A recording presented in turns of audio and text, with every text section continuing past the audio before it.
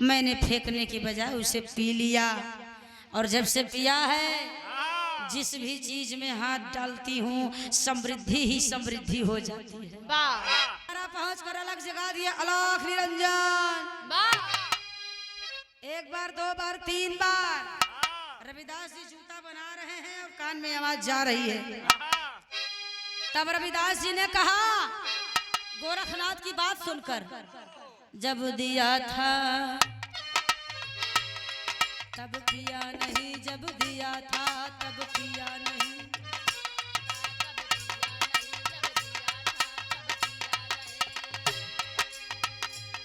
जब दिया था तब पिया नहीं, समझ गए अपमान रे बंदे, समझ गए अपमान, समझ गए अपमान। अब क्या ढूंढे रे बंदे, पानी पहुंच गई मुल्तान रे बंदे,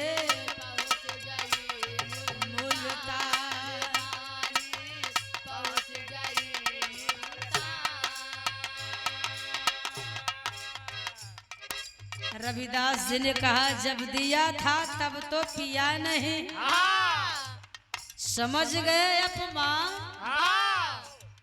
अब क्या ढूंढे यहाँ रे बंदे, पानी पहुंच गई मुल्तान, पानी पहुंच गई मुल्तान, पहुंच गई मुल्तान। गोरखनाथ जी ने कहा अरे महाराज मैं वहीं से आ रहा हूँ, मुझसे बहुत बड़ी गलती हो गई।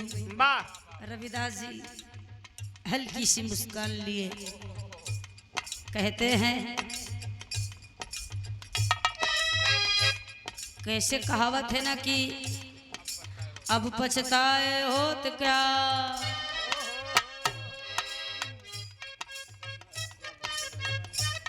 जब चिड़िया चुन गई खेत रे बंदे, चिड़िया चुन गई खेत रे बंदे, चिड़िया चुन गई खेत। मैंने तो दिया था, आपने लिया नहीं, मेरा दोष नहीं है। वो पानी तो किसी और के पास पहुंच गया। कहना है मेरे स्वामी दया कीजिए,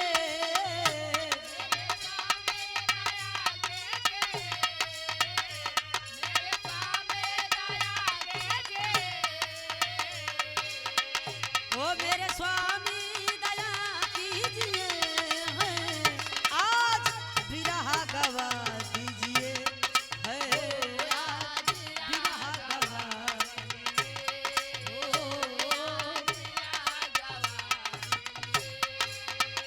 मेरे सामने दया कीजिए, मेरे सामने दया कीजिए।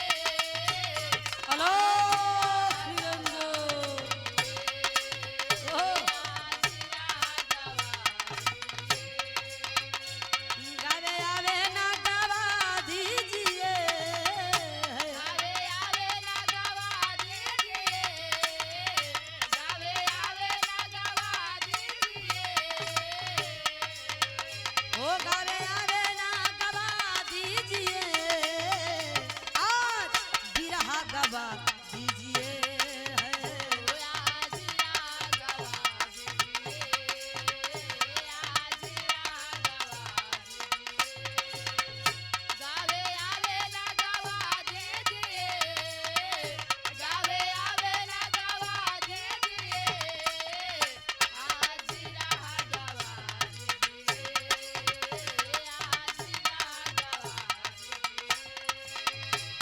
आखिरी लाइन में गुरु घराने के परिचय बा,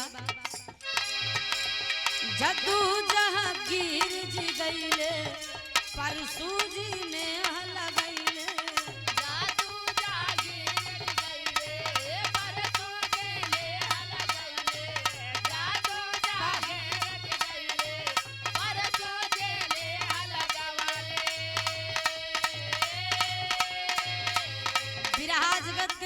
भीष्म पितामह की उपाधि मिली। जिला बलिया से हमारे गुरुदेव स्वर्गीय श्री पंडित परशुराम यादव जी, जो अब इस दुनिया में नहीं है, और जिन्होंने हमें विरहा सिखाया, हमारे पूज्य गुरुदेव श्री अठईराम यादव जी, जो हारमोनियम बजा रहे हैं। हंडिया प्रयागराज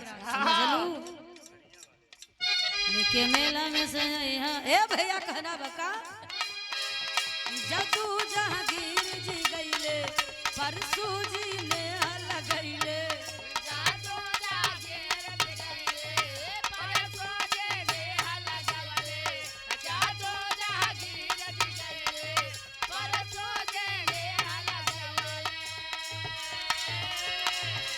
प्रियंका के आधार स्वामी जगत के दाता हुआ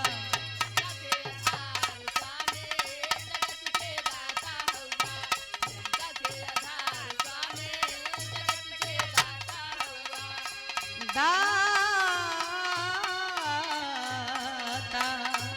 प्रियंका के आधार स्वामी जगत के दाता हुआ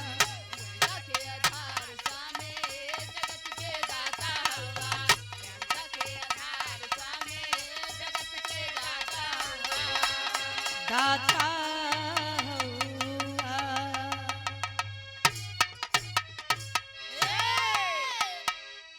भजन होएगा, 2 लाइन कुछ बजावा, ओकरे बाद एक छोटी सी गीत हो जाए, फिर अगली टीम का